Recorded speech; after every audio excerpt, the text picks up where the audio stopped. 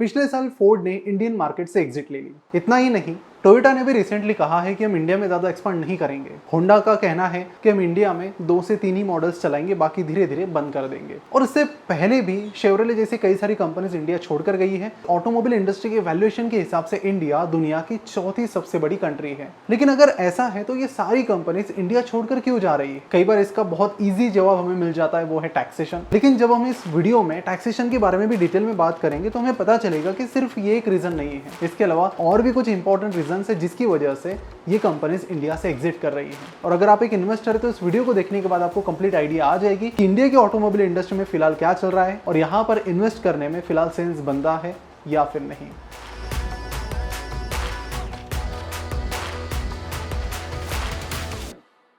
नमस्कार, मैं प्रसाद आपका आज के इस वीडियो में स्वागत करता हूँ।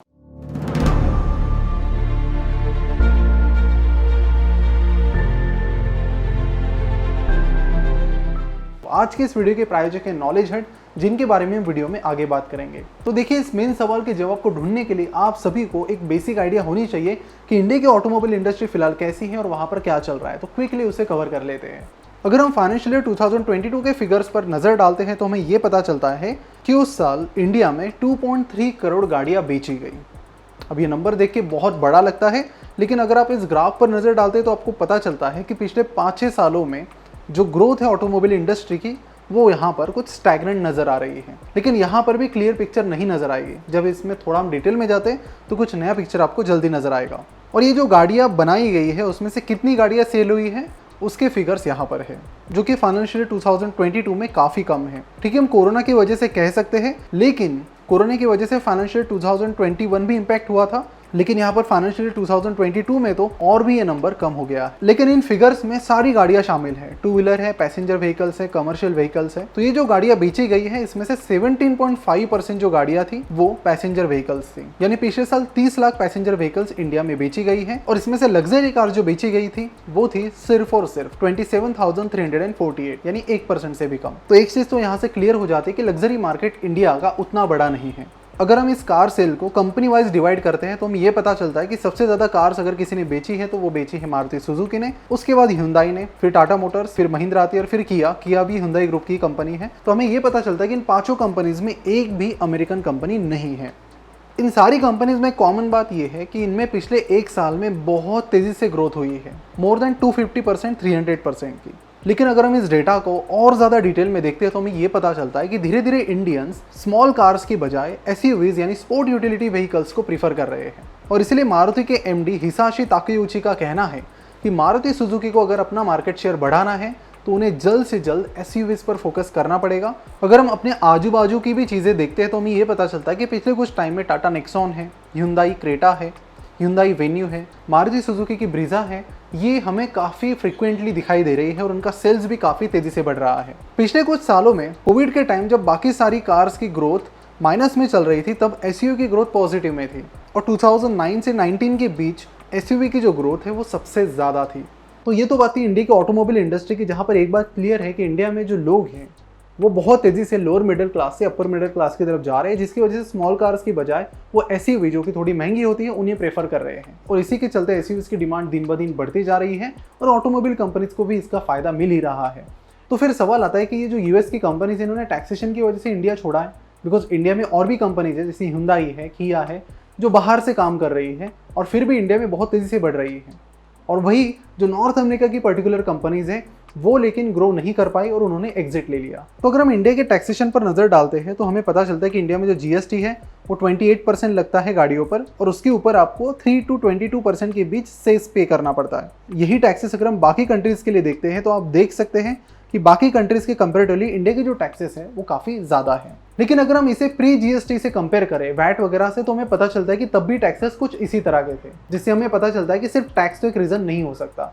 तो फिर और क्या रीजंस हैं? देखिए, अगर आप कोई भी 31 लाख से कम की कार इंडिया में इंपोर्ट करते तो आपको कुछ 60% इंपोर्ट ड्यूटी पे करनी पड़ती है।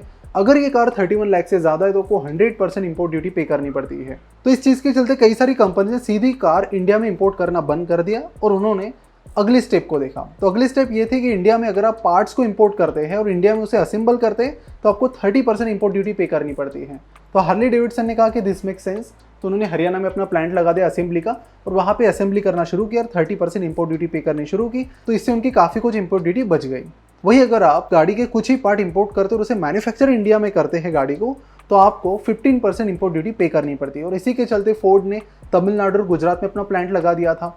टोयोटा के भी हरियाणा में अपने प्लांट चलते हैं, और इसी तरह हिंदाई ने भी अपने प्लांट्स इंडिया में लगा दिए ताकि ज़्यादा इंपोर्ट ड्यूटी ना लगे और इंडिया की प्राइस के हिसाब से हम इंडियन मार्केट में रिलेवेंट रह सके।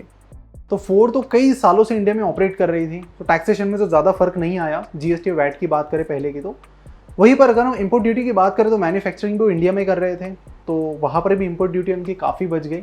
तो फिर सवाल यह आता है कि फोर्ड ने फिर ऐसा डिसीजन क्यों लिया। तो अगर हम उनके फाइनेंशियल्स पर नजर डालते हैं तो हमें यह पता चलता है कि फोर्ड को पिछले 10 सालों में करीब 15,000 करोड़ का नुकसान इंडिया में हो रहा था, क्योंकि उनकी गाड़ियां सही से बेची नहीं जा रही थी। देखिए, जो भी कंपनीज नॉर्थ अमेरिका से आती है उनके लिए इंडिया एक ऑप्शन होता है, बस एक ऑप्शन। क्योंकि देखिए, यूएस की जो पर कैपिटा इनकम है वो है करीब 50,40,000, इंडिया की जो है वो है 1.5 लाख करोड़। फर्क जमीन आसमान का है। तो ऐसे में जो मार्जिन्स उन्हें यूएस में मिलती है, जो कार्स वो महंगी वहाँ पर बेच सकते हैं, सेम कार्स को इंडिया में नहीं बेच सकते, बिकॉज यहाँ पर कंप्लीटली मार्केट डिफरेंट है। यहाँ पर लोग बहुत ज़्यादा प्राइस सेंसिटिव है, और प्राइस सेंसिटिव होंगे भी क्यों नहीं, क्योंकि पर कैपिटा इनकम इनका कम है। अगर पर कैपिटा इनकम ज़्यादा होता तो शायद प्राइस सेंसिटिव भी ना होते, एज सिंपल एज दैट। तो फोर्ड के साथ जो सबसे बड़ी प्रॉब्लम तो ये थी कि उन्होंने ज़्यादातर कार जो थी वो कॉपी पेस्ट लगाई, कि नॉर्थ अमेरिका में जो चली वही यूरोप में लॉन्च की, वही इंडिया में लॉन्च की, और फिर पता चला कि सेल्स में कुछ खास निकल कर नहीं आ रहा है। तो उन्होंने देखा कि चलो यहाँ से एग्जिट ले लेते हैं, और इसलिए उन्होंने एग्जिट ले ली। फोर्ड तो एक एक्सेप्शन था जिसके लिए सिर्फ टैक्स एक रीज़न नहीं था, उनके लिए एक मेन रीज़न था कि सेल सही से नहीं हो रहा था, बिकॉज इंडियन मार्केट को उन्होंने नहीं समझ लिया। तो इन सारी चीज़ों को देखने के बाद हमें एक चीज़ पता चलती है कि इंडिया में फिलहाल इंडियन ऑटोमोबाइल कंपनी ज़्यादा सक्सेसफुल है कंपेयर टू बाहर की कंपनीज पर। इसके पीछे 2 रीजन है। पहला तो ये कि इंडियन कंपनीज इंडियन मार्केट को बहुत अच्छे से समझती है। बाकी कंपनीज ने सीधे कॉपी पेस्ट करके मॉडल यहाँ पर ला दिए। इंडियन कंपनीज मेनली इसी मार्केट पर फोकस करती है, तो उनको समझ भी है मार्केट की, और उनको पता भी कि कितनी प्राइस सेंसिटिव यहाँ की ऑडियंस है और क्या क्या इनको चाहिए। सेकंड चीज़ ये है कि अगर हम टाटा मोटर्स की बात करें, जिसने बहुत अच्छा टर्न अराउंड दिखाया है पिछले कुछ सालों में, तो उन्होंने R&D पर भी फोकस किया है, अपनी ईवी भी लाई, और ईवी में मेजॉरिटी मार्केट शेयर फिलहाल उन्हीं के पास है इंडिया में। हालांकि टाटा मोटर्स को अपने वर्टिकल इंटीग्रेशन का भी यहाँ पर फायदा मिला है, जहाँ पर टाटा ग्रुप की बाकी कंपनीज ईवी के इकोसिस्टम में एक साथ काम करती है, जहाँ पर टाटा इलेक्ट्रिक डिजाइन प्रोवाइड करती है ईवीज और बाकी चीज़ों का, तो टाटा पावर यहाँ पर चार्जिंग स्टेशन में हेल्प करती है, ताकि टाटा मोटर्स काफ़ी तेज़ी से अपना एक्सपांशन भी कर सके।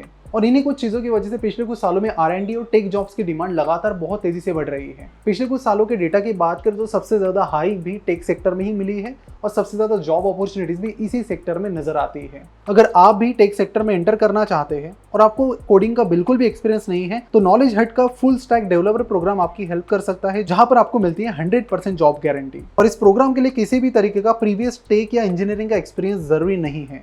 नॉलेज हट इंडिया की लीडिंग एडटेक कंपनी है, जो इंडिया के वर्कफोर्स को अपस्किलिंग में मदद करती है। इनके AI, ML, IoT, cloud computing, cyber security, इन जैसे कई सारी टेक्नोलॉजीज यहाँ पर आपको सिखाई जाती है। इन्होंने अब तक 100+ कंट्रीज में 3.5 लाख से ज़्यादा प्रोफेशनल्स को ट्रेन किया है, और इसी के चलते इनके पूरी दुनिया में 4,500 से भी ज़्यादा हायरिंग पार्टनर्स है। और इतना ही नहीं, मैंग यानी कि मेटा, एप्पल, अमेजन, नेटफ्लिक्स और गूगल के एक्सपर्ट्स आपके मॉक इंटरव्यूज यहाँ पर लेते हैं और आपको जॉब रेडी बनाते हैं। तो नॉलेज हट की मदद से आप एक स्किल डेवलपर बन सकते हैं और गारंटीड जॉब पा सकते हैं। आउटसोर्सिंग मार्केट का इंडिया एक हब है, जहाँ पर लाखों टेक जॉब सालाना क्रिएट होते हैं। और जहाँ तक बात है पेमेंट्स की, तो यहाँ पर आप जॉब के बाद भी मंथली पेमेंट्स कर सकते हैं, या फिर अगर आपको अपफ्रंट पेमेंट करना है तो वो आप कर सकते हैं, या फिर मंथली उसे डिवाइड भी कर सकते हैं। तो सारे ऑप्शंस आपके सामने हैं। तो नीचे दिए लिंक पर क्लिक करके नॉलेज हट को जरूर चेकआउट कीजिए, बिकॉज मेरा भी पर्सनली यही मानना है कि टेक सेक्टर में आने वाले कुछ सालों में काफ़ी ज़्यादा बूम आने वाला है। लेकिन हमारी जो दूसरी केस है टोयोटा की, वो थोड़ी अलग है। इनका ये कहना है कि इंडिया में हम ज़्यादा एक्सपांड नहीं कर सकते, क्योंकि टैक्सेस कुछ अलग लेवल के हैं। थोड़ा टैक्सेस पर नजर डालते हैं इंडिया में, तो इंडिया में इकोनॉमिक टाइम्स के रिपोर्ट के अनुसार एक फॉर्च्यूनर मिलती है 47 लाख में ऑन रोड। अब इस कार के ऊपर जो मेन कंपनी है टोयोटा, वो सिर्फ 40,000 रुपीज़ कमा रही है, सिर्फ 40,000 रुपीज़।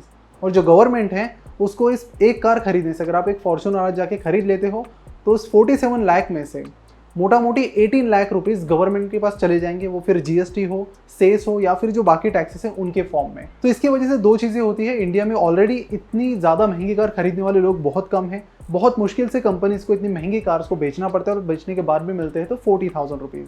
यही मार्जिन अगर बाकी कंट्रीज में देखें, टोयोटा एक बहुत बड़ी कंपनी है, और उनके बाकी कंट्रीज़ की मार्जिन्स काफ़ी बेटर है। तो उनका ये कहना था कि टैक्सेस में यहाँ पर थोड़ी बहुत कमी की जाए तो वहाँ पर उनकी मार्जिन्स बेटर हो जाएगी, उसके चलते वो एक्सपांशन कर पाएंगे। लेकिन इस मार्जिन के साथ वो इंडिया में ना सही से ढंग से एक्सपांड कर पा रहे हैं, ना ही अच्छे खासे लोगों को हायर कर पा रहे हैं, ये कहना है टोयोटा का।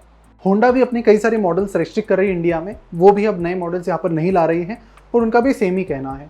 तो एक चीज़ यहाँ पर इंडिया के टैक्सेशन सिस्टम को देखकर पता चलती है वो ये है कि इंडिया का जो टैक्सेशन सिस्टम है बहुत अग्रेसिव है, बहुत ज़्यादा अग्रेसिव है। आइडियली किसी भी कंट्री का जो टैक्स सिस्टम है उसे वॉल्यूम गेम खेलना चाहिए, यानी बहुत ज़्यादा लोगों पर थोड़ा थोड़ा टैक्स लगाकर आपको ज़्यादा से ज़्यादा पैसा रिकवर करने की कोशिश करनी चाहिए लॉन्ग टर्म में। वही इंडिया में ये होता है कि अगर हम क्रिप्टो की बात करें तो अगर उस पर थोड़ा बहुत आप टैक्स लगा देते तो फ्यूचर में आप बहुत ज़्यादा पैसा कमा सकती थी गवर्नमेंट, लेकिन अचानक से 30% लगाने के बाद क्रिप्टो मार्केट इंडिया का लगभग खत्म सा हो गया है। यहाँ की सारी कंपनी सिंगापुर जा रही है, दुबई जा रही है, तो वहाँ से भी इनकी इनकम जो है कंपनी से वो भी आने वाले टाइम में काफ़ी कम हो जाएगी। और ये सिर्फ यहाँ पर नहीं है, हम सारी जगह पर देखते हैं। हम लॉन्ग टर्म इन्वेस्टर है, LTCG लगाया गया 10% का, वो भी अब बढ़ाने की बातें चल रही है।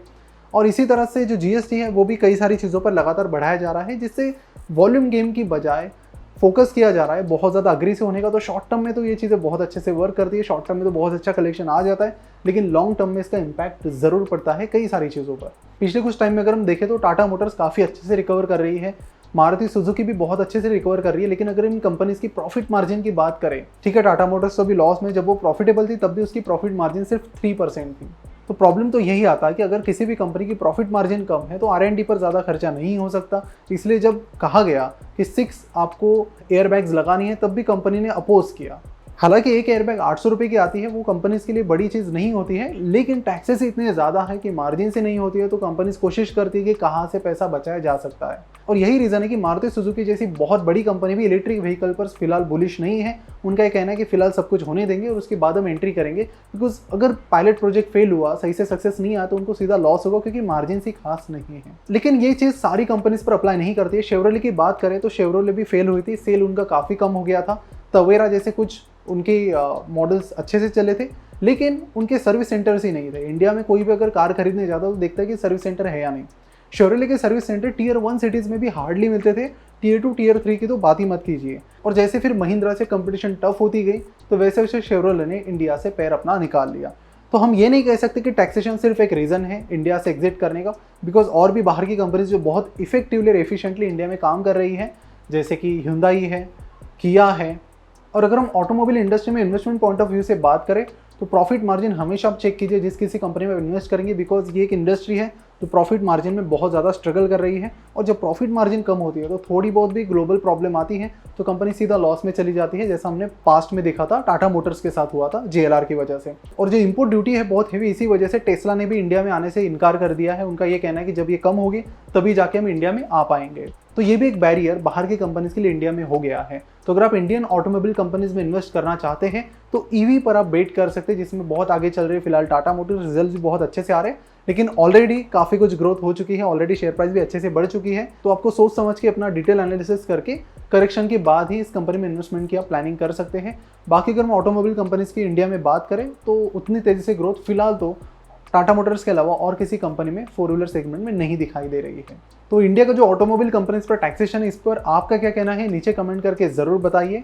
तो इन सारी चीज़ों को देखने के बाद हमें एक चीज़ पता चलती है कि इंडिया में फिलहाल इंडियन ऑटोमोबाइल कंपनी ज़्यादा सक्सेसफुल है कंपेयर टू बाहर की कंपनीज पर। इसके पीछे 2 रीजन है। पहला तो ये कि इंडियन कंपनीज इंडियन मार्केट को बहुत अच्छे से समझती है। बाकी कंपनीज ने सीधे कॉपी पेस्ट करके मॉडल यहाँ पर ला दिए। इंडियन कंपनीज मेनली इसी मार्केट पर फोकस करती है, तो उनको समझ भी है मार्केट की और उनको पता भी कि कितनी प्राइस सेंसिटिव यहाँ की ऑडियंस है और क्या क्या इनको चाहिए। सेकंड चीज़ ये है कि अगर हम टाटा मोटर्स की बात करें, जिसने बहुत अच्छा टर्न अराउंड दिखाया है पिछले कुछ सालों में, तो उन्होंने R&D पर भी फोकस किया है, अपनी EV भी लाई और EV में मेजॉरिटी मार्केट शेयर फिलहाल उन्हीं के पास है इंडिया में। हालांकि टाटा मोटर्स को अपने वर्टिकल इंटीग्रेशन का भी यहाँ पर फायदा मिला है, जहाँ पर टाटा ग्रुप की बाकी कंपनीज EV के इकोसिस्टम में एक साथ काम करती है, जहाँ पर टाटा इलेक्ट्रिक डिजाइन प्रोवाइड करती है EVs और बाकी चीज़ों का, तो टाटा पावर यहाँ पर चार्जिंग स्टेशन में हेल्प करती है ताकि टाटा मोटर्स काफ़ी तेज़ी से अपना एक्सपांशन भी कर सके। और जाते जाते नॉलेज हट का फुल स्टैक डेवलपर प्रोग्राम जरूर चेकआउट कीजिए, शायद ये प्रोग्राम आपके लिए फ्यूचर में कुछ अपॉर्चुनिटी लेकर आए। तो वीडियो आपको कैसा लगा नीचे कमेंट करके ज़रूर बताएं। अभी यहाँ पे थोड़ा सा हमारा शूटिंग रिकॉर्डिंग का काम चल रहा है, शायद आपको थोड़ी बहुत आवाज़ भी आ रही होंगी बीच बीच में, तो इसीलिए थोड़ा डिले हो रहा है, थोड़ा जो गैप है वीडियोस में वो आ रहा है। अगले 2 से 4 दिन में इतना तो स्टूडियो रेडी हो जाएगा कि मैं वहाँ पे कोई ना कोई शूटिंग कर लूँ, तो तब से आपको रेगुलर वीडियोस मिल जाएंगे। सी यू सून।